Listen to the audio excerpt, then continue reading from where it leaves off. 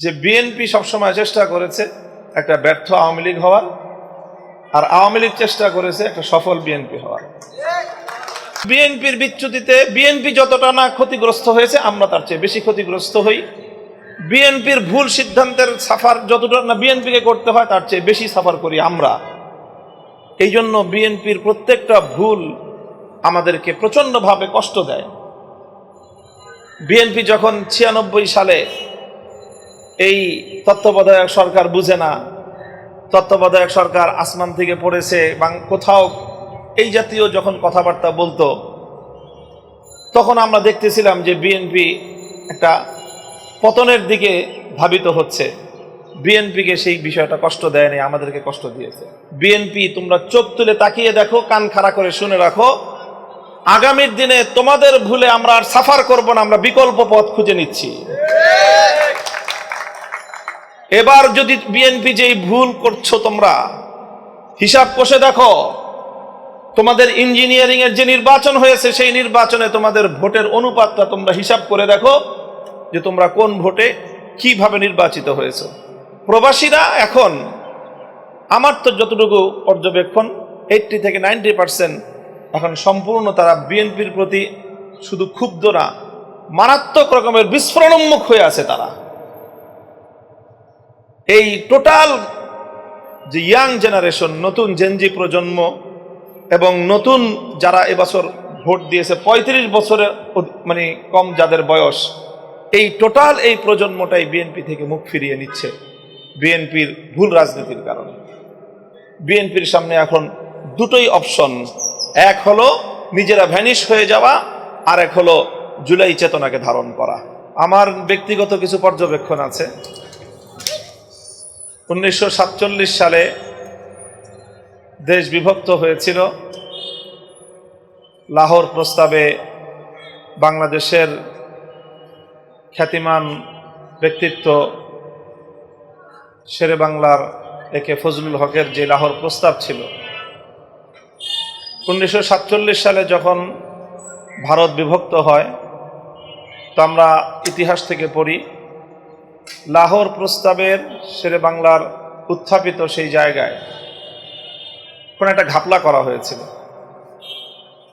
Independent স্টেটসের যে বহুবচনের শব্দটাকে সেই জায়গাটায় ক্যারিকেচার করা হয়েছিল, যার কারণে 1947 সালে লাহোর প্রস্তাবের পরিপূর্ণ বাস্তবায়ন হয়নি। সেই জায়গায় একটা ত্রুটি ছিল, সেই ত্রুটিটা সংশোধন করতে 24 বছর লেগেছে এবং 1971 সালে মূলত মহান মুক্তিযুদ্ধের মধ্য দিয়ে লাহোর প্রস্তাব সেটা পরিপূর্ণভাবে বাস্তবায়িত হয়েছে। 47 সালকে যেভাবে শেরে বাংলার লাহোর প্রস্তাব থেকে 47-এর দেশ বিভক্তিকে বিচ্যুত করা হয়েছিল এবং একটা দীর্ঘ সংগ্রামের মধ্য দিয়ে আবার সেই বিচ্যুতিটাকে সংশোধন করতে হয়েছিল। 71-এর পর 72 সালে যা কিছু হয়েছে সংবিধান প্রণয়নের সময় এবং বাংলাদেশের 71-এর অর্জনটাকে বাংলাদেশ থেকে হাইজ্যাক করার জন্য 72 সালে এই সাংবিধানিক প্রক্রিয়ার মধ্য দিয়েই মূলত সেটার সূচনা হয়েছিল এবং আমরা তীব্রভাবে অনুভব করি যে 72-এর সংবিধান 71-এর মুক্তিযুদ্ধের চেতনাকে কোনোভাবেই পরিপূর্ণভাবে ধারণ করে না। এই 71 এবং 72-এর এই যে একটা সাংঘর্ষিকতা, এই যে একটা বিপরীতমুখী অবস্থান, বাংলাদেশের রাজনীতির জায়গা থেকে দীর্ঘ সময় ধরেই এই কথাটা বলার চেষ্টা করা হয়েছে এবং 72ই 71 এই কথাটাকেই প্রতিষ্ঠিত করার জন্য বিগত 50 বছর ধরে আওয়ামী লীগের রাজনীতি হয়েছে।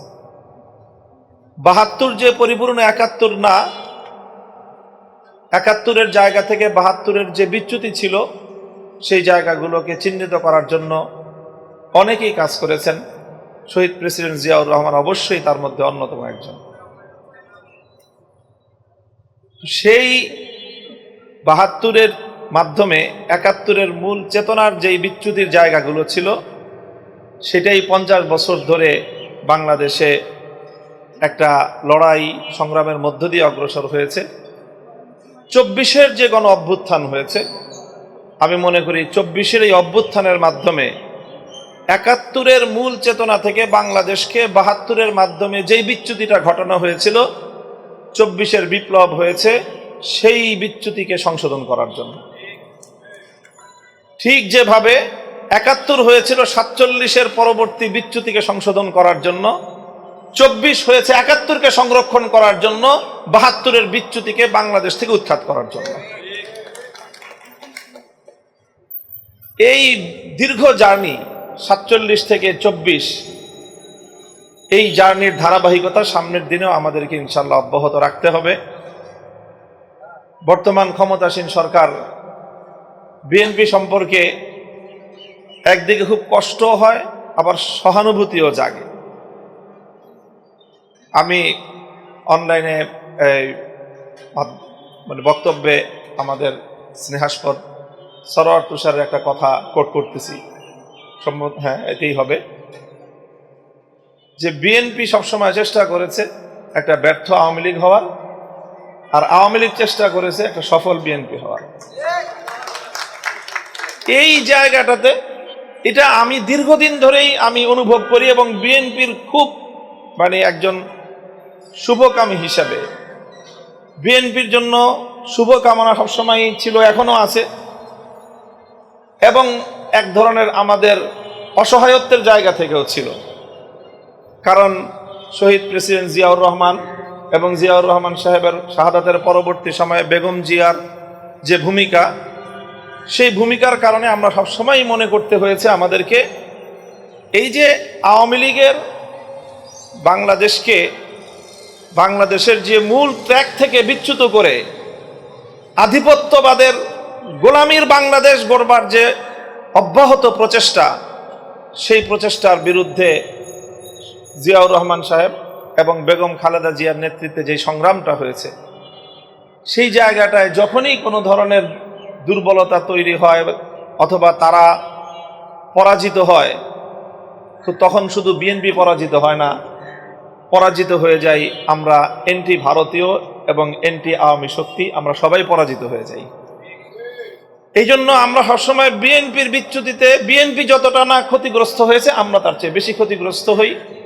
বিএনপির ভুল সিদ্ধান্তের সাফার যতটা না বিএনপিকে করতে হয়, তার চেয়ে বেশি সাফার করি আমরা। এই জন্য বিএনপির প্রত্যেকটা ভুল আমাদেরকে প্রচণ্ডভাবে কষ্ট দেয়। বিএনপি যখন ৯৬ সালে এই তত্ত্বাবধায়ক সরকার বুঝে না, তত্ত্বাবধায়ক সরকার আসমান থেকে পড়েছে বা কোথাও এই জাতীয় যখন কথাবার্তা বলতো, তখন আমরা দেখতেছিলাম যে বিএনপি একটা পতনের দিকে ধাবিত হচ্ছে। বিএনপিকে সেই বিষয়টা কষ্ট দেয়নি, আমাদেরকে কষ্ট দিয়েছে। আবার ২০০৬ সাল যখন সামনে আসলো, আবার যখন বিএনপি কে এম হাসানকে তত্ত্বাবধায়ক সরকারের প্রধান করার জন্য সংবিধানকে পরিবর্তন করার, সংবিধানে আনার নানা ধরনের আয়োজন করতেছিল, নির্বাচন কমিশনে এম এ আজিজের কথা আপনাদের মনে থাকার কথা, এম এ আজিজের বিরুদ্ধে আন্দোলন হয়, এম এ আজিজকে পরিবর্তন করে আরেকজনকে দেয়, মাহফুজুর রহমান নাকে, তাকে পরিবর্তন করে আরেকজনকে দেয়। আর বিএনপির নেতৃবৃন্দ মিডিয়ার সামনে এসে বিরোধী দলের আন্দোলনকে নিয়ে তামাশা করে, উপহাস করে, আর তাদের এই উপহাস গোটা দেশকে তাদের বিরুদ্ধে ক্ষিপ্ত করে তোলে। এই করতে করতে শেষ পর্যন্ত ২০০৬ সালে বিএনপি কে এম হাসান মার্কা, এম এ আজিজ মার্কা নির্বাচন করতে গিয়ে যেই খাদে পড়লো, সেই খাত থেকে বিএনপির নেতারা তো আওয়ামী লীগের সাথে তলে তলে আন্ডারস্ট্যান্ডিং করে তাদের ব্যবসা বাণিজ্য, তাদের নিরাপত্তা সব কিছু নিয়ে তারা তো ২০ বছর খুব খারাপ ছিল না, সাফার করতে হয়েছে আমাদেরকে ব্যাপকভাবে, জেলে যেতে হয়েছে আমাদেরকে চরমভাবে। বিএনপি ভুল করে, সাফার করি আমরা, কারণ আমরা আমাদের স্টেকটাকে, আমাদের নেতৃত্বটাকে বিএনপির হাতে দিয়ে রেখেছিলাম। এবার আমরা যে কথা বলতে চাচ্ছি সেটা হলো এই, যে এখন বাংলাদেশ ২৪ পরবর্তী সময়ে আমার বাংলাদেশ যেটা বলছে, বিএনপি তোমরা চোখ তুলে তাকিয়ে দেখো, কান খাড়া করে শুনে রাখো, আগামীর দিনে তোমাদের ভুলে আমরা আর সাফার করব না, আমরা বিকল্প পথ খুঁজে নিচ্ছি। এবার যদি বিএনপি যেই ভুল করছো তোমরা হিসাব কষে দেখো, তোমাদের ইঞ্জিনিয়ারিং এর যে নির্বাচন হয়েছে সেই নির্বাচনে তোমাদের ভোটের অনুপাতটা তোমরা হিসাব করে দেখো যে তোমরা কোন ভোটে কিভাবে নির্বাচিত হয়েছে। আমি ইঞ্জিনিয়ারিং এর হিসাবটা বাদ দিলাম, 51% ভোট তোমরা পেয়েছো, সেটাকেই আমি সত্য ধরে নিলাম। এই 51% ভোটের মধ্যে তোমরা যেই ভোট দিয়ে, যেই জনগণকে দিয়ে বিগত 50 বছর রাজনীতি করেছো, সেই ভোটার তোমাদেরকে কত পার্সেন্ট ভোট দিয়েছে সেটা হিসাব করো, এবং সেই ভোটার কত পার্সেন্ট তোমাদের বিপক্ষে অবস্থান নিয়েছে সেই হিসাবটা তোমরা করো। এবং তোমরা যাদের বিরুদ্ধে, যেই জনশক্তির বিরুদ্ধে, যেই আইডিওলজির বিরুদ্ধে, যেই ফিলোসফির বিরুদ্ধে রাজনীতি করেছো, তাদের কতটা করুণা এবং তাদের কতটা দয়া এবং দাক্ষিণ্যের উপর নির্ভর করে তোমরা এবার 2/3 মেজরিটি পেয়েছো সেটাও হিসাব করো। এবং তোমাদের এই বন্দোবস্তের মাধ্যমে পরাজিত শক্তি যদি আবার ফিরে আসে, তাহলে এইটা তারাই আবার তাদের ঘরে ফিরে যাবে। আর এদিক দিয়ে তোমাদের ঘর এটা এখন সম্পূর্ণ তোমাদের ভিন্ন আরেকটা দিকে ডাইভার্ট হয়ে গিয়েছে, সুইং করেছে। বিএনপি মাঝখান দিয়ে দুই নৌকার মধ্যখানে পানিতে তলানো ছাড়া বিকল্প কোনো রাস্তা নেই। আমরা সর্বশেষ বিএনপির প্রতি এই শুভকামনা জানাচ্ছি, সৎ পরামর্শ দিচ্ছি, এই আত্মঘাতী পথে তোমরা চলো না।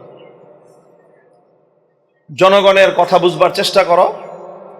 জনগণ এই বাংলাদেশে জুলাই বিপ্লবটাকে এদেশের নতুন প্রজন্ম কিভাবে ওন করে, বাংলাদেশে থেকে তো হয়তো তোমাদের বুঝতে একটু সমস্যা হয়, সারা পৃথিবীর অন্তত প্রবাসীদের কাছে গিয়ে একটু শুনে এসো। আমার যে রাজনৈতিক একটু পর্যবেক্ষণ, বিএনপির একটা বড় ধরনের সমর্থন এবং তাদের একটা বড় শক্তির জায়গা ছিল সারা পৃথিবীর প্রবাসী বাংলাদেশি রেমিটেন্স যোদ্ধারা। বিগত জুলাই বিপ্লবের সাফল্যের অন্যতম অংশীজন এই রেমিটেন্স যোদ্ধারা, প্রবাসীরা এখন আমার তো যতটুকু পর্যবেক্ষণ 80 থেকে 90% এখন সম্পূর্ণ তারা বিএনপির প্রতি শুধু ক্ষুব্ধ না, মারাত্মক রকমের বিস্ফোরণোন্মুখ হয়ে আছে তারা। এই টোটাল যে ইয়াং জেনারেশন, নতুন জেনজি প্রজন্ম এবং নতুন যারা এবছর ভোট দিয়েছে 35 বছরের মানে কম যাদের বয়স, এই টোটাল এই প্রজন্মটাই বিএনপি থেকে মুখ ফিরিয়ে নিচ্ছে বিএনপির ভুল রাজনীতির কারণে। কথা দীর্ঘায়িত করছি না, আমি আমার কথার কনক্লুশনের দিকে চলে যাচ্ছি। শুধু একটা কথাই বলি, এই কথার তো এখনো পর্যন্ত সাংবিধানিক কোনো ব্যাখ্যাও আসে নাই এবং জাতীয় সংসদেও এখনো পর্যন্ত সরকার তরফ থেকে কোনো ব্যাখ্যা দেওয়া হয় নাই। এই যে আজকে গণভোটকে যে সংবিধান বিরোধী বলছেন আপনারা, গণভোটকে সংবিধান বিরোধী বলতে বলতে মুখে ফেনা তুলছেন। এই গণভোটের প্রতি সমর্থন ব্যক্ত করে গণভোটের মাধ্যমে জুলাই সনদকে যে আনচ্যালেঞ্জেবল একটা জায়গায় বাংলাদেশের কনস্টিটিউশনের মধ্যে অন্তর্ভুক্ত করা যাবে, এই প্রক্রিয়া যখন আলোচনা হয়েছিল সেই ঐকমত্য কমিশনে জুলাই সনদ পাশ হওয়ার পরে, তো সেখানে তো সুস্পষ্টভাবেই সালাউদ্দিন সাহেব বিএনপির পক্ষ থেকে প্রতিনিধিত্বশীল বক্তব্য রেখে তারা তো এই প্রসেসটাকে, এই প্রক্রিয়াটাকে শুধু সমর্থন করেছেন তাই নয়, বরং তারা উত্থাপনও করেছেন। তো সেই নভেম্বর মাস থেকে ফেব্রুয়ারি মাস পর্যন্ত তখন তো মনে হয় নাই যে গণভোটটা আনকনস্টিটিউশনাল। এখন কেন আপনারা এসে সেই হাসনাত আব্দুল্লাহর ভাষায় বলতে হয় যে গাং পার হয়ে গেলে মাঝি কাবদুল্লা ভাই, এখন আর চিনো না তোমরা মাঝিদেরকে? আমি তো আমার এক বক্তব্যে বলেছি, বিএনপি যেই হীনমন্যতাটার শিকার, আসলে বিএনপি 24-এর গণ অভ্যুত্থানের মানে আয়নায় নিজেদের ব্যর্থতা ছাড়া আর কিছুই দেখতে পায় না। এই জনগণ, এই দেশের মানুষ ফ্যাসিবাদের জাতাকলে পিষ্ট হতে হতে তারা বিপ্লবের জন্য সম্পূর্ণ প্রস্তুত ছিল। তারা বিএনপির দিকে তাকিয়েছিল যে বিএনপি নেতৃত্ব এই জনগণকে বিপ্লবের জন্য নেতৃত্ব দিবে, কিন্তু বারবার জনগণ এই বিএনপির নেতৃত্বের কাছ থেকে তারা ভীরু কাপুরুষতা সুলভ আচরণ পেয়েছে ঈদের পরে আন্দোলন হবে, ঈদের পরে আন্দোলন হবে, ঈদের পরে আন্দোলন হবে। বাংলাদেশে আর 15 বছরে বাংলাদেশের আকাশে ঈদের চাঁদ উঠে নাই, আর বিএনপির আন্দোলনও আসে নাই। শেষ পর্যন্ত আমাদের ছাত্ররা তারা বাধ্য হয়ে রাজপথে নেমেছে, তারা নেতৃত্বের দায়িত্ব নিজেদের কাঁধে তুলে নিয়েছে। বাংলাদেশের মানুষ তখন নতুন আস্থায় আবার রাজপথে নেমেছে। তখনই সেই বাংলাদেশের বিপ্লবের মহাকাব্য তৈরি হয়েছে। স্যার, একটারে গুলি করলে একটাই যায়, বাকিটি যায় না। বিএনপি নেতৃত্ব কি করেছে? 28 অক্টোবর সর্বশেষ, 28 অক্টোবর না নয়াপল্টনে যে সমাবেশ হলো 2023 সালে 28 অক্টোবর না, 28 অক্টোবর আমরা তখন জেলখানায় কারাগারে আমরা রোজা রেখে দোয়া করেছি। আগের দিন মনে করেছি আগামীকাল 28 অক্টোবর একটা ভালো কিছু আমরা দেখব। এরপরে যখন আমরা মিডিয়াতে 28 অক্টোবরে বিএনপির নয়াপল্টনের সামনে ভীরু কাপুরুষতার সর্বশেষ প্রদর্শনী যখন আমরা দেখলাম, তখন আমাদের হৃদয়টা ভেঙে চূর্ণ বিচূর্ণ হয়ে গিয়েছিল। আমরা তখন মনে করেছিলাম যে আমাদের মুক্তির সর্বশেষ সূর্যটা বুঝে অস্তমিত হয়ে গেল। এরপরে যখন আবার আমাদের ছাত্ররা, আমাদের এই সোনার সন্তানেরা যখন আবার তারা নেতৃত্বের ঝান্ডা তুলে নিল, নতুন করে আবার আমরা প্রেরণা পেলাম, স্বপ্ন দেখলাম। বিএনপি শুধুমাত্র 5ই আগস্ট 2024 সাল একদিনের জন্য, শুধুমাত্র জাস্ট একদিনের জন্য জুলাই বিপ্লবকে অন করেছে। সেদিনের বক্তব্য শুনেন রুহুল কবির রিজভী সাহেবের, সেদিনের বক্তব্য শুনেন বিএনপির অন্যান্য নেতাদের, আমদালিব রহমান পার্থ সাহেবদের বক্তব্য 5ই আগস্ট শুনেন। এরপরে 6ই আগস্টের পর থেকে বিএনপি নেতৃবৃন্দের স্টেটমেন্টগুলো দেখেন। এরপরের দিন থেকেই তাদের বক্তব্য চেঞ্জ হয়ে গেছে। কারণ 5ই আগস্টের আকস্মিকতায় অভিভূত ছিল তারা, কারণ তারাও মুক্তির কোনো পথ খুঁজে পাচ্ছিল না, মুক্তির কোনো সম্ভাবনাই তারা দেখছিল না। 5ই আগস্টের বিপ্লবে তারা আনন্দিত, উৎফুল্ল ছিল, এবং তখন তাদের মুখ থেকে অরিজিনাল কথাটা বের হয়ে আসছে। 5ই আগস্ট রাতের বেলায় শুয়ে শুয়ে তারা চিন্তা করেছে আসলে বিপ্লবটা কি হলো, এবং এখানে আমাদের অর্জনটা কি, এবং আমাদের ভূমিকাটা কি।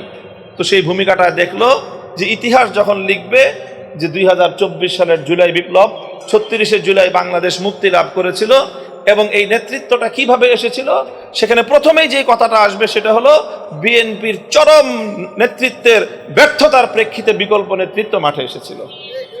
কাজেই 5ই আগস্ট 36শে জুলাইয়ের বিপ্লবের সফলতা মূলত বিএনপি নেতৃত্বের কাপুরুষতা, আপোষকামিতার এক স্পষ্ট দলিল। এই জন্য বিএনপি 24শে জুলাইকে অন্ত করেই না, বরং 24শে জুলাইয়ের বিপ্লবের এই অর্জনকে মুছে ফেলার জন্য তারা চেষ্টা করছে। আমাদের পয়গাম মনে রেখো, 24শে বিপ্লবকে যদি তোমরা মুছে ফেলতে চাও, ব্যর্থ হবে তোমরা। বাংলাদেশের 71-এর অর্জনকে হাইজ্যাক করে 72-এর চেতনা দাঁড় করাবার যে চেষ্টা করা হয়েছে, 24শে এই অর্জন এবং বিজয়কে যদি ধ্বংস করবার জন্য তোমাদের এই অব্যাহত প্রচেষ্টা চলতে থাকে, এর জন্য তোমাদেরকে কড়া মাসুল গুনতে হবে। বিএনপি মাঝখান থেকে তলিয়ে যাবে। বিকল্প শক্তি বাংলাদেশপন্থীদের নেতৃত্বের জন্য যেই দানা বাঁধা শুরু হয়েছে, এটা চলতেই থাকবে। বিএনপির সামনে এখন দুটোই অপশন, এক হলো নিজেরা ভ্যানিশ হয়ে যাওয়া, আর এক হলো জুলাই চেতনাকে ধারণ করা। মাঝখান দিয়ে ভিন্ন কোনো পথ নাই। আমাদের শুভকামনা থাকবে, সৎ পরামর্শ থাকবে, নিজেদের অস্তিত্ব বিলীন করার এই পথের, বিপজ্জনক আত্মঘাতী পথে তোমরা হেঁটো না। তোমরা আসো, জুলাইয়ের চেতনাকে ধারণ করো, এবং গণভোটের রায় কার্যকর করার মধ্য দিয়ে জুলাই বিপ্লবকে সত্যিকার অর্থে যেই শ্রদ্ধা সম্মান প্রদর্শন করা দরকার সেটা করো। সেটাই তোমাদেরকে ইতিহাসে তোমাদেরকে স্মরণীয় করে রাখবে, অন্যথায় তোমরা ইতিহাসের আস্থা করে নিক্ষিপ্ত হবে। আমি আশা করব যে এই ধারা অব্যাহত থাকবে। ওয়া আখিরু দাওয়ানা আলহামদুলিল্লাহি রাব্বিল আলামিন। আসসালামু আলাইকুম ওয়া রাহমাতুল্লাহ।